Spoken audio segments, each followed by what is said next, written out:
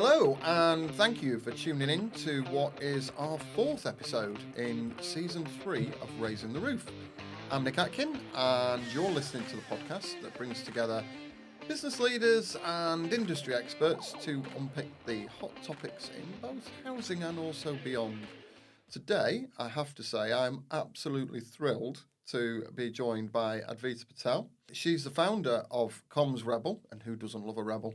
But that's a leading internal communication and employee experience firm. She's an experienced comms pro, but also a qualified coach. And Advita's company helps organisations create inclusive cultures so that all colleagues can not only belong, but most importantly, thrive in their workplaces. And I know that several of our colleagues here at Yorkshire Housing have taken huge amounts of inspiration from you, Advita. So hence why we're so excited to have you today.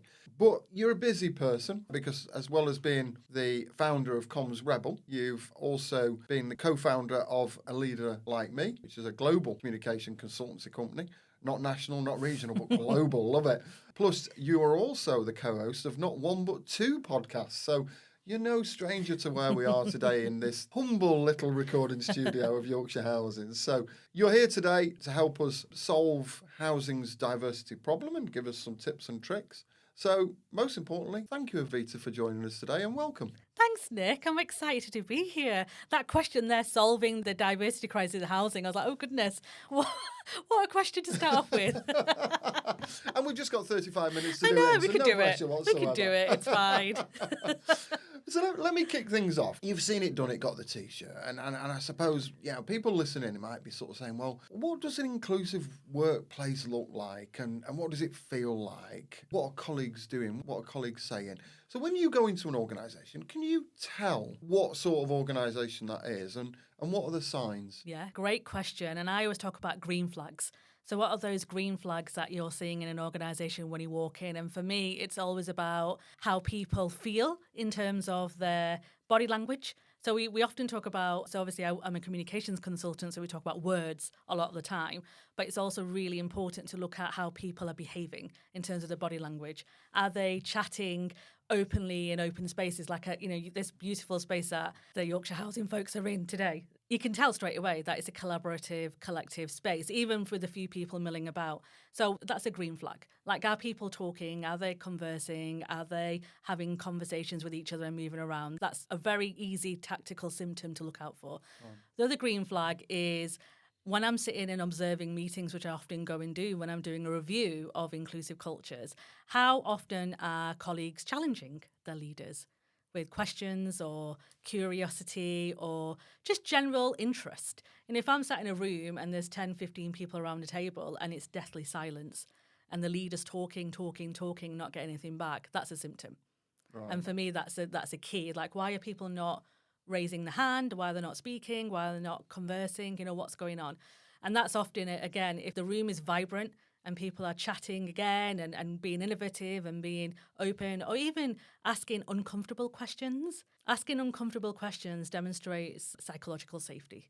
So if somebody feels safe enough to ask an uncomfortable question in front of numerous colleagues and people, it generally demonstrates that the culture that the leadership has created has allowed that person to be able to be okay and not fear getting things wrong or even putting the hand up and saying, oh, I think I made a mistake, rather than going silent. And you can see when people can spot something they've done wrong, retreat and a bit uncomfortable and not quite sure what they need to do. And so that's that, again, all those symptoms are a big sign of an inclusive culture. The other is how often does the leader engage with their teams? Right. Do they ask questions? I talk about a template that I often give to leaders that I work with in terms of inclusive leadership called the User Guide of Me. It's not my idea. It was developed a few years ago by a number of people. But the User Guide of Me is an opportunity for colleagues in your team to tell people how they like to work. If I use myself as an example, I'm definitely somebody who creativity spurs later on in the day. In the early morning, if you're trying to ask me to be very creative, I'll struggle. My mind doesn't work in that way. And the User Guide of Me guidelines, which I'll share actually, you can put it in the show notes. It's free for anyone to kind of download. It's a good opportunity for people just to kind of write what they like. So I prefer meetings, between 10 and 4. I have to leave a little bit early because I have caring responsibilities. Yep. I prefer large documents to be in this font, those kind of details. If I have an invisible illness, so I need to go and have appointments. So, those kind of things that just allow people to get to know each other a bit better is always a good sign. I love that. That's a great. I mean, we love anything free, believe me. At Yorkshire Houses. So Yorkshire by name, Yorkshire by nature. But I love the sort of the user guide of me, because I'm the opposite end. So I'm a morning person. So to do my best stuff and morning, I like really short stuff because I've got the attention span of a gnat, all that sort of stuff. Yeah, so, all that. Yeah, great. Well, we'll definitely make sure we share that. And I love the positivity. I love the fact that you use green flags. I've never heard the term green flag before. It's the way you've looked at things positively rather than trying to see negative behaviours. So love that. So some great takeaways in there. And rest assured, my colleagues need no encouragement to challenge me. So I'm sure they'll listen to this and go, great, we've now got an even more of a green flag. Well, that's credit to you, Nick. Having a chief exec who is approachable and open for challenge and conversation allows people to be their self that they need to be to bring their best self, right? Leaders will often say to me, I have an open door policy. People can come and speak to me whenever they want, but their behaviour doesn't show that. Right. And the action, so they're never around, the diary's back to back. You don't really see them walking around the office. So when they say, I'm available and people can come and speak to me whenever, you're like, there used to be a leader I worked with not so long ago. He was tagged the name Snow Leopard because he was rarely seen. Ah, right, yeah, got you now, yeah. He was rarely seen, and when he was seen, he kind of disappeared into his office or somewhere, and no one could find him. And he was like, I can't understand why so many people are leaving. I don't know why there's such low engagement. I don't know why my performance is low. You need visibility at times, and I know it's hard now in the hybrid world that we're in, but even in the hybrid world or remote world, you need to make intentional effort. Keep the space in your diary open so people can book in informal conversations if they need to, or make the effort to go into the office space and walk around a little bit just to see how people are doing. People need that reassurance. Yeah, no, I get that. I do recognise that, and certainly we're in temporary workspace at the moment, but certainly that was one of the major benefits of our established home, if you want to call it that, and it was designed to encourage that degree of walking around and visibility. You talked about challenges, so let me ask you about one of the challenges that you may have faced as an Asian female business leader. What sort of things have you had to face in your career today? There'll be people listening to this right now who are probably looking at you as a role model and thinking, well, actually, how did she get there? Did she have some of the struggles that I'm facing? There's been microaggressions throughout my career, and I'm using that, I don't believe in microaggressions. We hear that a lot. There's no such thing. You're just aggressive or, you're just being a bit mean. Yeah. And I've dealt with that. And I didn't really understand what that meant, I suppose, because my parents never worked in an office. They had their own business. So I never grew up in a home where they spoke about chief execs and chief operating officers and office politics and any of that stuff. So my first experience of working office was after I graduated, was starting in an office space. And I actually got bullied in my first job. And I didn't recognise it as bullying because I never knew what bullying was, if that makes sense, into workplace bullying. And it was only when I realised that I was being treated very differently to my colleagues in the room. And my parents, actually, who were busy entrepreneurs themselves, actually called me into their office and said that you have changed. Your personality's changed. You're quieter. You don't seem the same anymore than before. What's going on? And I just said, I'm really unhappy. And they were like, well, just leave. And I've never quit anything in my life at that point, Nick. I was persistent. I'm like, I'm going to get through. I did a chemistry A-level, for crying out loud. Oh, wow. There were moments when I wanted to quit. Science in the world. Tell me about it. And I never quit that. So it's like I never quit. So this is why I do the work I do, because I was lucky to have parents who recognised that I wasn't doing well and gave me that permission to say, you'll be okay, we'll support you. There are hundreds and thousands, if not millions of people who don't have that. So every day they go into the workplace and are being treated appallingly and feel that they don't have any value and they don't have the support that they need to do what they want to do. And leaders and colleagues and peers have a responsibility to make sure that they're doing everything they can in their power to help people thrive and belong in that space, because the impact it can have, even in that short space, it's 6 months for me, the mental health impact it had on me in terms of me not wanting to go to work, not wanting to get out of bed, being miserable, not interacting. It was so telling that my Asian parents, South Asian parents, who are not, who, like I said, very busy people and don't really recognise the mental health signs. Yeah. In those days, I'm talking, 20 odd years ago, where it wasn't a known thing as much as it is today. I suppose in a way I was lucky to have a job like that because it allowed me to see the symptoms I didn't want to be part of. Yeah. And it gave me the confidence to know that if I ever did face anything like that again, I'd have the support I needed. But then I started to witness behaviours against other colleagues. And the microaggressions I faced were things like, are you not meant to be fasting? You know, I'm Hindu, but people make the assumption that because I'm a brown woman, I must be Muslim or from an Islamic background. And I can understand the curiosity, but it's the accusation. So people said, oh, what religion are you? Or, you know, that kind of stuff, curiosity is fine. But it's the accusation of, I thought you lot are meant to be fasting. And I remember, you know, not being invited out for Friday night get-togethers with teams because people like me don't do things like that. You know, and listening to that kind of feedback. And I was like, gosh, what? And I remember speaking to my mum about it, and she's like, it's just the way the world is. You know, my mum came into the UK in the late 60s, early 70s, where there were still signs outside certain stores and offices where it said no blacks, no Irish, no dogs. And she told me the story she experienced trying to find work in the UK in those days and the experiences that she faced in terms of racism. So she was like, it's just, you know, keep your head down, work hard, don't cause trouble, which is ironic considering my business is now called Comms Rebel. But I feel like I had to break that generational behaviour because they told my sister and me to say, we're visitors in this country. Don't rock the boat because they can get rid of you whenever they want to. You know, that's the mentality that they grew up with and that's what their parents told them. So that's what they told me.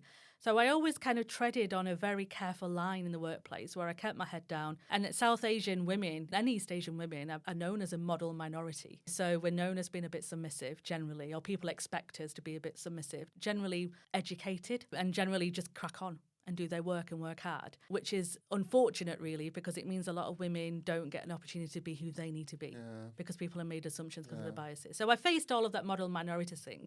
But the biggest change for me, Nick, I was going to ask, what was the trigger point? What was the point where you went, no, I'm not having this? The biggest change for me was about 8 years into my career, and the first time I met a person of colour who worked in comms. So up until that point, I'd never met anybody who was brown or black in communications. In no comms role? No, not in the Northwest. So I remember meeting this person who was a black woman, and she was incredible. But before I met her, a lot of people already told stories about her. She's disruptive. She's annoying. She goes on too much. Myself, I was, God, I don't need somebody in my team who's going to be a disruptor and cause chaos. I need someone who can help me. And when I met her, I heard her before I saw her because she had this incredible laugh. And she's just a joy, radiant person to be around. And I thought, why have people got a problem with her? And she's probably about 15, 20 years older than me at this point. So she's working in comms for about 20 years herself. And I saw the behaviour towards her. She just returned back from chemotherapy. She had breast cancer. Right. And she just got back from surgery and chemo. And people used to say things like, gosh, she's dropping the ball everywhere. She's causing issues. And the reaction when she used to give criticism on work, if people said, oh, can you feedback on this? People used to go, oh, God, she's going to say something. And I'm like, what's the problem here? And the turning point for me, or the big moment for me, I should say, was we were sat in a boardroom with some senior directors and she'd asked for a special chair to help her recover. Yeah. And she said, I'm really struggling with the pain in my arm. Is it possible to get a special chair? So I remember the director saying, yeah, it's fine, get one. And then she left and I was clearing up the papers off the table. And the two directors said, well, I hope this means that she's going to do some proper work now. I was shocked into silence, you know, because I'd been conditioned to be, don't rock the boat, keep your head down, don't cause a scene. I remember going home again and speaking about the situation. And my mum was like, this is what we have to work 100 times harder than the average white person. If we're not seen to be doing that, then we're not going to get the recognition that we need to progress. And then I ended up leaving that organisation a few months later, and I had the same person in my new team with the same name as this individual. Right. And I misdialed and she picked up. And I said, oh, how's things going? And she goes, things are okay. Then I pushed her a bit. I said, oh, you don't sound yourself. And she goes, oh, you know, things have been a bit hard in the workplace at the moment. She went, but don't worry, I'm going to prove myself. And I said, oh, what do you mean? Where are you now? She goes, oh, I'm sick at the moment because I've relapsed. And that's what's been distracting me in the last few months of work, which is why I've not been on my game. And I said, oh, don't worry about it. Focus on yourself, focus on your health, forget about them. They don't deserve you anyway. And she goes, no, I'm going to go back. I'm going to prove my worth. I'm going to show them that I can do this job. She implied she was on performance management and I'm going to prove them wrong. We said our goodbyes and we said we'd meet up. And then about a week or two later, a mutual friend of mine contacted me and said that they'd passed away. And for me, it was like the shock of how has somebody left this planet believing that they're not good enough because of somebody else's behaviour and someone else's lack of empathy. And that, for me, was a massive turning point in terms of I am not going to sit by and allow others to make other people feel less than. And I remember my boss was sat next to me, Anna, and Anna's like, "Are you okay?" Because we just shock or something like that. And I was like, "I'm not. I'm absolutely distraught that this individual who was incredible at her work was made to feel so rubbish at what she did. And she left feeling like she was worthless."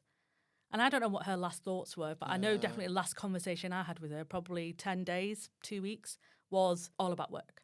And I was like, no more. And that was probably about 12, 15 years ago now. And I decided that I was going to stick up for those who I felt were being treated poorly. The other thing I should say is that I rejected anything that showed me as different. So I was never part of any women's group. I wasn't part of the Black ethnic minority groups. I was like, no way. I am not going to be seen as different. I'm the same as everybody else. I don't need special treatment.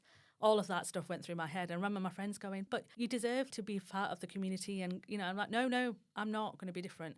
I'm the same. I want to be treated the same. And I stood away from it and didn't really interact. And then at that point, I was like, we're not doing this. We're not allowing anyone to ever feel that they don't belong.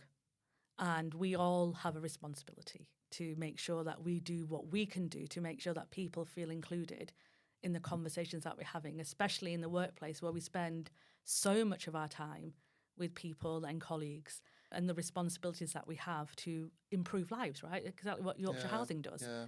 So we need to take that personal accountability. And I did stand up for from that point on, I stood up for inequity and equality and made sure that people were treated fairly, spoke up when I saw poor behaviour where I could, where it felt safe to do so. And that's what got my interest in inclusion. There were several points during what you've just shared there where I was speechless, and I can definitely see why that had such an impact on you, and that's made you a force for change, for positive change and force for good, which I want to come to really. I just want to sort of unpick, I suppose, some of the issues that you've raised there. The first one I've got to ask, a lot of those examples there were very out in the open, as I'd probably describe it. You were saying it was 15, 20 years ago, some of those. Do you think much has changed, or do you think people have got better at suppressing it or hiding it, or do you think there is a change in terms of how people view the very basics of the fact that we are all equal? I think things have definitely changed. I think for some it's moved very quick and for some it's moved very slow. But things have definitely started to change and are changing and will continue to change. That's just the way humans evolve. And I think the pandemic has definitely escalated that change for some organisations and some leaders to recognise that if we don't change our behaviour and the way we work, then we're going to not exist in 10, 15 years' time, because we're not going to be able to retain the talent or recruit the talent needed or even support the people in the business to deliver against our objectives and profitability and return on investment and all of that stuff. So things are definitely changing. I also do think that people are a little bit more cleverer in suppressing some of the stuff. So I think they know, we talk a lot about performatism, which means that you're pretend to do something, but you're not really doing anything in essence. So you might post something about Women's International Day, but yet you know that in the latest recruitment round, a woman is being paid 25% less than the man that you recruited, and you haven't done anything about it. But yet you posted something on social media, or you've done a little statement on LinkedIn to say that I care about women's rights. I don't know if you ever saw it on Twitter, the gender pay bot came out. Every time a business celebrated the fact that they care about women on International Women's Day and did a quite powerful statement behind it, the gender pay bot retweeted them with the gender pay gap that they had in that organisation. Excellent. Well, I would have been proud for them to retweet ours, because here at Yorkshire Housing, we don't have a gender pay gap. Amazing. So, yes. Well, you would have been fine. So you would have been, your comms team would have been scrambling around trying to delete the tweet. Probably why I wasn't aware of it. So that went on for a couple of years where it was performative action, right? So if you truly care about International Women's Day, Women, Pride Month, Black History Month, then what are you actually doing to make a difference in the workplace? What are you actually doing personal accountability? Yeah. And a lot of people will fall in the trap of performative allyship or performative action or tokenistic gestures where they pretend to do something but actually are not changing any systems or barriers in the organisation, which can be quite harmful, because you're lulling people into a false sense of security. If you're saying that we're really inclusive, we have a very diverse workforce, we really care about our people, look at our incredible shiny website with all this fantastic stuff. They've seen it, they've gone through a good interview process, and they start working, and actually they recognise this is a quite harmful place for me. Like I shared my story about that mental health challenge you have, that impact on those individuals can be quite significant. So it's better not to do anything than to do performative things that will cause more harm. Right. So at least if you do nothing and you actually admit that we're not very inclusive and we don't really care about equity, diversity, inclusion, people know where they stand.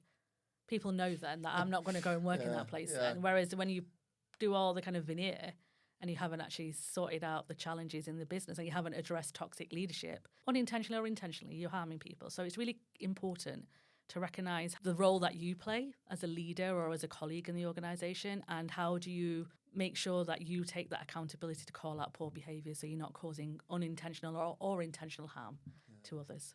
You know, you made the point that having a truly inclusive culture is key to any business's success. So if people need a reason, the business success is one really powerful reason for that. But there's still more to do, and you've made it clear that actually people in some cases have got a little bit better at suppressing some of that, and in some cases there's a tokenistic approach to this. Certainly the stats show that across my world in the housing sector there's still much more that we need to do. If you look at our trade body, the National Housing Federation, they recently did a report on equality, diversity and inclusion, and it was quite stark. And the thing I took from that was, why is it that within many sectors there are so few diverse leaders in those sectors?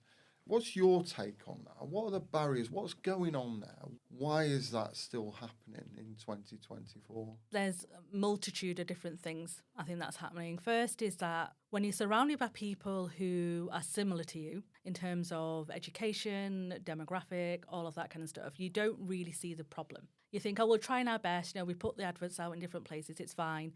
Bias plays a big part, right? Whether it's unconscious or conscious. So when you're doing the whole recruitment round, even though you think you're being fair with your little sheet and you're ticking off little boxes, like we're being really fair and transparent, but the panel is made up of the same demographics or the same backgrounds and all that, you're all going to kind of agree with each other. Yeah. So when I see interviews take place, or I've been asked to kind of observe, that's normally a challenge. Like everyone has very similar. You may, even in terms of race, you might be different, but your education might be the same.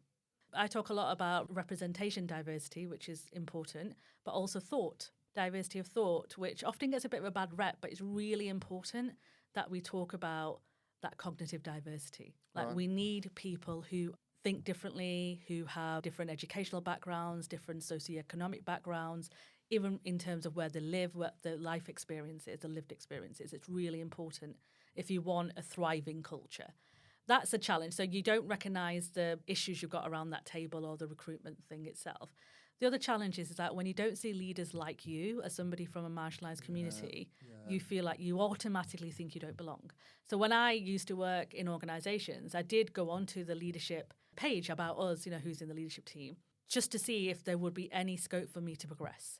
Because if there's no one who looks like me, if there's nobody who has similar types of background to me, then does that mean that I won't succeed in that organisation at a senior level? Did that act as a psychological barrier to you, almost like a psychological glass ceiling? 100%. Right. Concrete ceiling. Concrete, great. Concrete ceiling. That's rather great. Green flags and concrete ceilings are concrete there's ceilings. Some great takeaway phrases from this. It was like, if the warning bells are there, right? So I talked about green flags earlier on, but there's also looking at those red flags. Yeah. Like, hang on, the entire leadership team is made up of 25 people, for example, and there's one woman.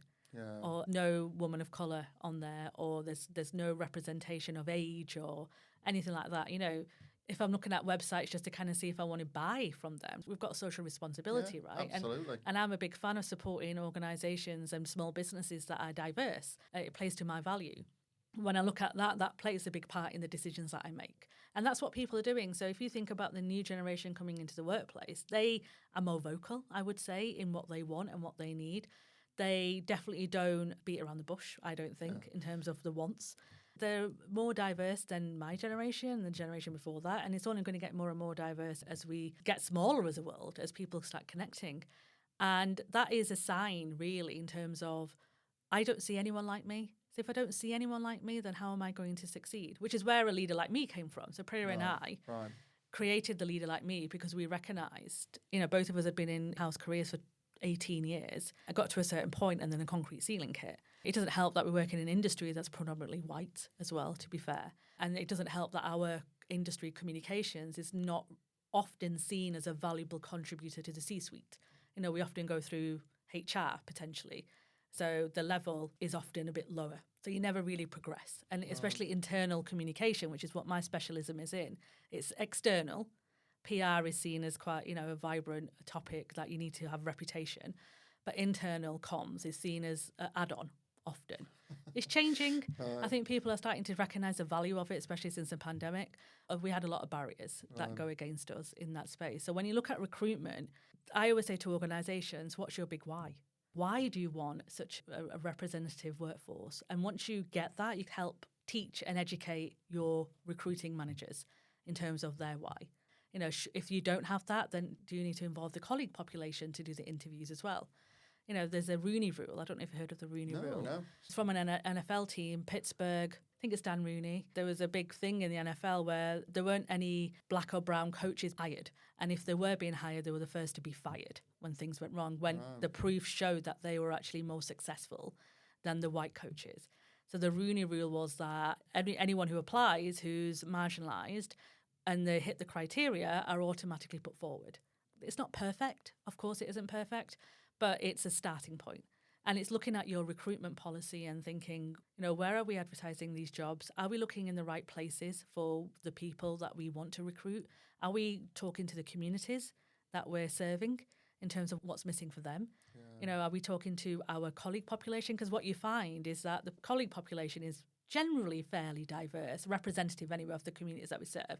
And as it goes higher up, that's when it becomes less and less. There's a problem there. So either they're not getting the support that they need to progress, or there's bias in the leadership team. I talk a lot about cultural values and cultural intelligence, which is what are your leaders trained in understanding different cultures to help recognise what those people need to progress. Okay, lots there. One of the things that you talked about was basically, if I was to summarise it, that there is still bias and still prejudice. And somebody else we work with, basically, his view is that there's no such thing as unconscious bias. If there's bias, it's bias. I do get that. Just on the prejudice and bias point, how do we win over people's hearts and minds, whether it's colleagues or customers? And for people listening, what would be your advice to leaders in terms of what do they need to do to tackle that stigma, to tackle that ingrained sort of views that some people have? And within that, as part of that change, create a truly customer-obsessed culture. What advice would you give to people listening? Stories. Right. You need to do stories. As human beings, we are not very good with generalising or generic or masses. A good example of this is remember the submarine that sank, Yes, and they yeah. deployed millions and millions of pounds to find these 5 people. There was so much outcry, if you remember, in the media. Around that time, though, 750 migrants died. Well, hundreds of them, not all of them did, but the boat sank, and there was hardly any media presence. Even Barack Obama spoke about it in Athens, about we're not saying that these people shouldn't be rescued in the submarine, but the media presence compared to all these other people who had died, it's not balanced at all.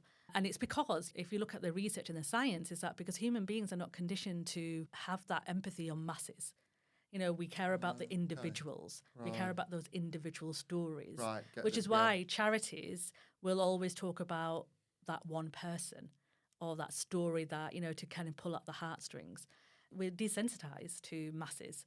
So when you kind of talk about inclusion and diversity and equity as this kind of grand thing, people become quite like, wokeism, like retreat backwards and don't really want anything to do with it. When you talk about personal stories and impact, it's quite powerful. Yeah. So when you spotlight individuals and the impact it has, what happened to them when they weren't feeling included or when they didn't belong, people recognise it. So when leaders are talking about their personal want of making a more inclusive culture because of this is what we need to do, it helps people recognise what they need to implement. Telling those stories and making them personal is quite a powerful way, which is why I wrote the book about internal comms and what internal comms can do to help build confidence in storytelling and allowing people to make it more personalised stories rather than more generic stories. If I said to you, Abdul in one of your teams was excluded from an event because he's got a disability and he couldn't get up the stairs, you would be like, oh my goodness, like we need to get that sorted ASAP. Absolutely. Yeah. It's more meaningful rather than the more kind of generic things that we should make our places more accessible. Yeah. So it's your job. Are you a storyteller? Is that what your role is Yeah. prominently around? I help organisations recognise where the gaps are. So where Right. are the barriers, where are the gaps? And what I often find is that when I work with organisations, they have all the tools. You know, they've employed the EDI, the Equity, Diversity, Inclusion consultants. They've done the training with the leaders and all that kind of stuff. And then they are still stuck. Nothing has progressed. And what often has happened is that they haven't communicated. They haven't changed how they communicate. They haven't really thought about what does this mean for our culture? How do we now show up as inclusive leaders? And that's the gap. You know, I always say that I'm a business consultant with internal communication specialism, and I also specialize in inclusive cultures. Right. So I will always go with a business mindset. Like, what is it that you're trying to achieve in terms of your objectives? And then what do we need? Where are your gaps? Where are your barriers? And why do we need to bring that inclusion? Because that's often why people retreat from their workplace. You know, there's this whole thing around loud quitters now, people who are actively disengaged. They're doing the bare minimum. So they're coming to work, they're doing the bare minimum, and they're going home. On average, around 20%, 18 to 20% of your population are active disengagers. So they're not willing to be innovative or go above and beyond or think of different ideas. They're coming to work on the time that they're told to come in, and they go home at the time they're told to go home, and they do what they need to do in terms of their objectives. That's it. Right. So they're the active disengagers. Yeah. And you can spot them. You know, so they're not going to leave anytime soon, but they're not going to add value in terms of how we're going to help this organisation grow. Then you've got the quiet quitters, the folks who, again, around the same percentage will go just, you know, because they don't feel that they belong. When I walk into organisations, I look at the personas. When you know who your personas are, you can tell the stories and you can do the comms that you need to do to make sure that you're engaging those different personas, because each persona will need something different. Yeah. You mentioned your book. So your book is Building a Culture of Inclusivity. I am always in awe of anyone who has the self-discipline to write a book. I've been trying to write a book for 2 years and I haven't even got to the first page. So, I'm in awe of anybody who does it. I'm like, how have you managed to do that? And I also am in awe of you because yours was an Amazon bestseller. So I know anything I produce will never find in the PR and HR section. Well, it doesn't matter. It's an Amazon bestseller. Just take it as that. Just take it as that, Abita. And I suppose for people who are interested in this and perhaps thinking about sort of picking up the book, just give us some of the key takeaways that you can share with our listeners of what's in there. It was definitely a task that I never thought I would complete, to be honest with you. But it was only after I read an incredible book by a wonderful woman called Ruchika Tulshyan called Inclusion on Purpose. And she's written a book about women of colour specifically in the workplace. And when I read her book, I was inspired. And I thought, do you know what? I think we can do something to help the leadership and communication team to be more inclusive. Because I've got this thing, my whole vision is that inclusion shouldn't be a specialist skill. It should be part of everyone's role. Yeah, every day. Absolutely. And if everybody had an element of inclusion in their world and did it as an everyday practice, then we wouldn't have the challenges I don't think we have today. I said to Priya, you need to write a book. And she was like, no, straight away. She's like, absolutely no way. I don't want to write a book. I haven't got the time. I haven't got the patience. I was like, but I said, let's just see how it goes. Let's just put a proposal together. It'll take months anyway. I've heard all these authors, they take months. Within 3 weeks, we got a publishing deal. Wow. I know. 3 weeks. 3 weeks. Wow. I nearly fell off my chair when I got the email. It's only been like 3 weeks, but they were like, it's needed, it's a must-have, we need to sign you now. So that was in middle of May 2021. We got that publishing deal, and then in June we signed the contract and we started to write in July, and the book was finished by early December. No. Yeah. Wow. I know, it was because the publisher, this is the thing, the publisher pushes you, right? So they're like, you've got to write this many chapters, this many words, and I need that structure. I am one of those that when I did my dissertations for my masters and my degrees, I was like last minute all the time. So they were very much like, you need to get this book in, you need to get this book in. And the thing is, it wasn't that hard to write once we got into it, because it was everything that we cared about. So the book's in 2 parts. The first part is all about the why. So if you're struggling to articulate the why in your organisation or to your leaders, and that's what the first part is about. So we talk about the why, we talk about trust. Trust is a big part of building a culture of inclusion. We talk about some frameworks and models and all of that kind of stuff. Then the second part is the how. So what we found is many of these books talk about why it's important to have an inclusive culture, but not many spoke about how. So how do we create a culture of inclusion? So the second part of the book is step-by-step guide on how you can start building a culture of inclusion. So it's a bit of a dip in and out type of book. Yeah, I must admit the how is always the bit I find is missing. The business case is always quite clearly made, but very often it's the how that is missing. So I am definitely going to read that. It's on my list for next week. But I've even dedicated some time because I like you. I need a structure to these things. Big question though. Any plans for a follow-up? Yes. Oh. Yes, there is. In which case, what will that cover? If it's set out the case and you've done the how, what's the next book going to do? The next follow-up, which we're really both of us are interested in, is around cultural intelligence and cultural values. As I said to you earlier, that the world is getting smaller. Yeah. We're working in multicultural teams and we're having people who, which is brilliant because it means you're listening and hearing so many different perspectives. But what does cultural intelligence mean for our leaders? And how do we need to bring that into the world that we're in? So we're looking at the global. So this book is aimed at countries that have been colonized and the Western culture, I suppose, if we want to kind of call it that. But we now want to take it broader into more global in terms of, how can we help global leaders be more inclusive through cultural intelligence and cultural values? So that's the idea we got, and that's an exclusive because we haven't really spoken about it. We like an exclusive here on Raising the Roof, yeah. One final one before we come to flip the mic. You're a self-declared comms rebel. The name of your organisation gives it away. What's comms colleagues' place in all of this? What role do they have and what sort of leading approach and how can they support? I always say that the communications team often have a fairly privileged position of the organisation. They can hear what leaders are going, what the problems are with leadership, and they can also see what's going on with the colleague population. As a communication professional, we are often ones responsible for guiding and advising leaders on their comms strategy in terms of what information goes out to the population so they can help deliver against the objectives of the business. So as a communication lead or a professional, we should be able to understand what inclusivity means so we can advise and guide our leaders and our peers and our colleagues. We don't necessarily have to be the expert or know absolutely every single thing about EDI, but we need to be aware that there are some people that we are communicating with that may not have the same privileges as each other. Yeah. And what does that mean? And it could be a simple tactic as making the communications accessible. So you may provide different options for that. It might be something around when your leader is speaking at a talk or a speech, how inclusive is their talk? If you're being asked to go and sit on a panel, is it an inclusive panel? Is it representative? Do you ask those questions? Because that's your reputation at the end of the day, right? So if you say, I care about inclusive cultures, you're asked to go in and speak at a panel, an event, and every single panel member is a man of a certain age. You ask the question, hang on, what does that look like for me? And am I representing my values? So your comms team can help and advise and guide on those kind of situations. And also, they hear it. We hear these stories all the time, and we should be able to feed that into the leadership team. We're recognizing the symptoms of some of this. We need to adjust the way we're communicating. We need to get some more visibility out there. So that's where I see the comms folks come in to advise and guide and lead and know when to bring the specialist in.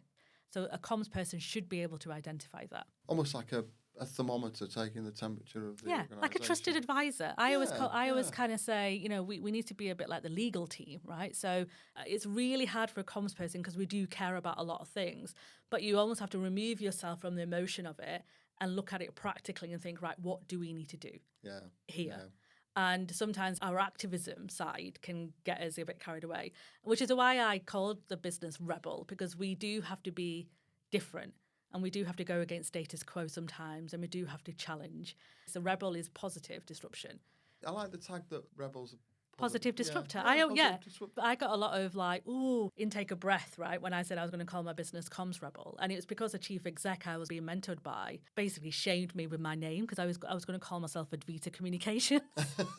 And she was like, why? And she said, what makes you different? What stands you out from everybody else? What is it that you want to achieve in organisations when you go and support them? I said, I want to help them be different. And she went, there you go. And I said, I'm doing a talk about being a rebel. And she went, I think you got your name there. Great stuff. Yeah, great bit of branding there. Love it. Do love it. So we've come to that part of the podcast. It's a new feature we've done in season 3, which is called Flip the Mic. As the name suggests, the opportunity to ask me a couple of things that you might want to know. So over to you, Advita. Thanks, Nick. So I'm going to throw the question back at you to say, what does an inclusive culture mean for you as a leader? Oh, right. Okay. So I thought some of the tests that you said that you had, of the green flags, there were lots of ticks that were going off in my head as you were saying that, and going, get that. That's exactly what goes through my head. I think if I was to summarise it, for me, an inclusive culture is about a place where people can be themselves. And I know that sounds a bit simple, but that's ultimately it. It's a place where people feel comfortable that they can just be the true them. And we all have a work persona and a home persona. I accept that. But for me, it's gone back to what you were talking about before, Avita, about how you felt that you couldn't be yourself, or you diluted certain elements of how you were. And for me, it's about the fact that people just bring their true self to work. For me, it'd feel vibrant, it'd feel positive, it'd feel that it looked different. People in different places were different. Yeah, it wasn't 850 colleagues who were all the same and who all behave the same and act the same. For me, it's also about not just how we recruit a really diverse workforce and a very inclusive place, but actually people choose to stay. I think all too often the focus is on recruitment and there isn't enough focus on retention. Yeah. And I think that retention element is really, really important. It was interesting you were talking about, the different categories of any organisation in terms of how far people are out of the door already. And then I think the other thing that, because, we're very much, all of our business is about delivering customer-facing services. It's about how does that culture then enable us to see things through a customer lens and for us to be able to reflect some of the diverse communities across which we work. Yeah. And it is harder now, with a hybrid world and remote world. Yeah. It's harder to sense the culture of an organisation now. So it takes a bit longer to understand whether you can thrive in that space or are you just surviving. And that's another thing to kind of be aware of as organisational leaders, is what are we doing to create that sense of culture for those colleagues who may not be visible in the office. And it's testament to you, and I've said this to you before, even the invitation to come on this pod was so different and so inclusive and personalised that it stood you out from the rest of the invitations I get from podcast hosts. And that for me is instantly gives me a nudge to go, this is a place where I know if I was ever to work here, I would do well because they're already doing different. And that, those little signs and changes that you make and tweaks is a massive difference. That's down to a fab comms team that we've got here. And also the fact that we do offer Yorkshire tea as well. Yeah, that was the real pull, wasn't it? So, it was. And my final question is, I work with a lot of communication professionals and HR leaders actually who struggle a lot to build relationships with their leaders when it comes to inclusivity. They often say to me that my leader just doesn't get it. As a CEO yourself, what advice would you give to those individuals who are struggling? Senior leadership roles are all about just two things, really. One is sales. What I mean by that is of the message. And secondly is relationship management, whether that be internally or externally. And I think it's to help senior leaders understand that is their role. Their role is not about telling people how to do the job that they used to do 5, 10, 15 years ago and then they got promoted from it. So my role, as I always see it, is to bring in the very best people who are far, far better at what they do than I ever could hope to be. And actually to surround myself with uber talented people. I think the first thing is around, I suppose, helping leaders, senior leaders, understand what their role is in a very subtle way. But I think that's where the very much comms professionals come in.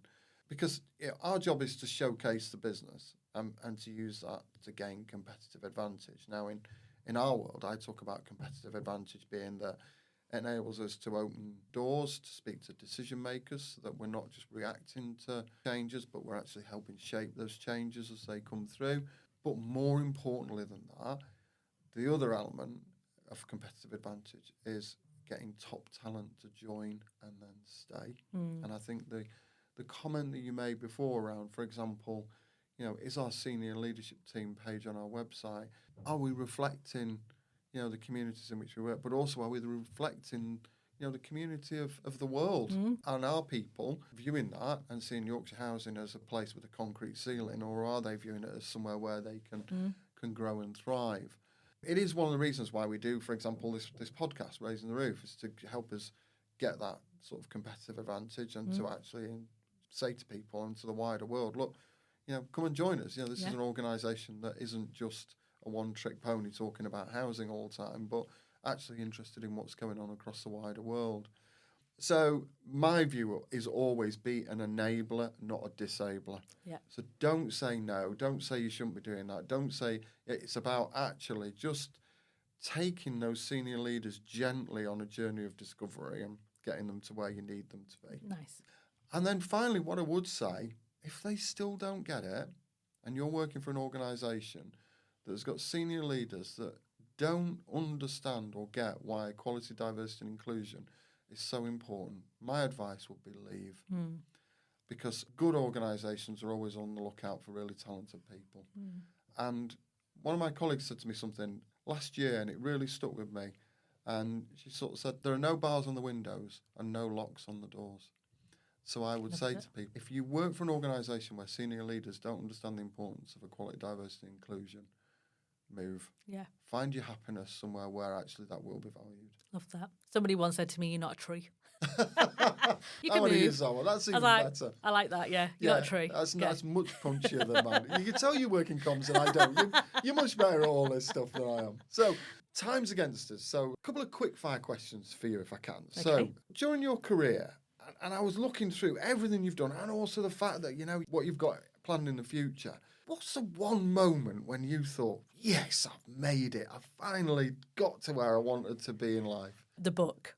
The Right. book has been my greatest achievement so far. And when the book was published and the publisher handed it to me because I went to their offices, that was my moment of, oh my goodness, like how much your life has changed in the last few years. Well, yeah, and I am still in awe of that. And finally, just in a few words, people listening to this who are in leadership roles, what's the most important thing that they can do to thrive in an inclusive culture? I would say is ask your team, what do they need from you to help them thrive?